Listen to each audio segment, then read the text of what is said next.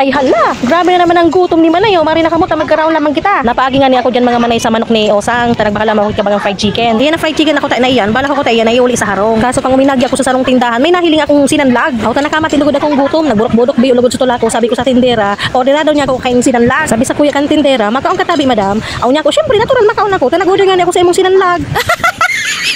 Param niya nang nag-order kay sinanlag, mahapot pa nanggad kung makaon ako. Common sense man tabi, common sense, common sense. Sabi pa kan tindera sa kuya, ano tabi isira mo ma'am? Sabi ko sa tindera, sinanlag sa natabi ang order ko, tayo ko tabi akong darang manok, nagbakal tabi ako diyan kay manok ni Osang. Aw iyo nga ya ma'am, sige lugod nga ya, ngurob-ngurob baga sa tindera, tara na bakal na isira. O nata, di pwedeng magkaon na may bitbit kang sarili mong isira. Kung habang mo magpagkaon diyan sa tindahan mo o sa karinderya mo, saraduhan mo naan. Araw baga kita ka ng mga Pilipino o kaya mga Bicolano, di ba? Pag may balon kita, may maluto kita, may isira kitang dara. Pag maduma kita sa karinderya, baga makikaon kita. Sabaw na sa nabaga ang satuyang i-order. Saro pa, makikigamit ka na sa nangani kang plato, kutsara, boda sa baso, tapos na ikaw mabakal kiisira. O bako naman apod kayo practical, kuripot ka na, kuripot. Pero sa sitwasyon ko, at least nagbakal akong sinanlag, maski may dara akong manok, dahil ka lamang malugi sa kuya. Pero in fairness sa tindera ha, tinaon akong libreng sabaw. Nainitan lamang dyan sa tulako. Kasi naman baga magkaon na igon lamang kisabaw, nainitan lamang sa imong lalamunan. Ang iba kaya dyan na karinderya, di lamang ki libreng sabaw. Aw kamo man daw maghalong dyan kang makubulo na maluto, kundi ka mo dyan magkaharako.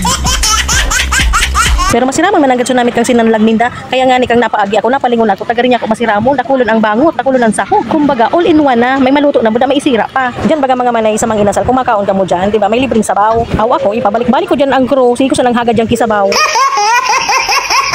Minsan nga ni, ang trip ni dyan ni Agom, pag nag-order kami dyan sa mga inasal, ang sarong unlimited rice, ang saro bako. Pag naubos na ang maluto ni Agom, minahagad sa crew. Tapos pag wala na akong maluto, itawan ako. Yan ang technique ayan dyan. At anang di pang tumukaw sukro duman sa kataning, nganing day na maghali para yaon tulo sa maluto. Ang makaulok pa kayan, tapos mga tanda mi dyan ng mga buto-buto, ipa-take out ko para sa ayam. O sayang man baga, binayadan ko man ito.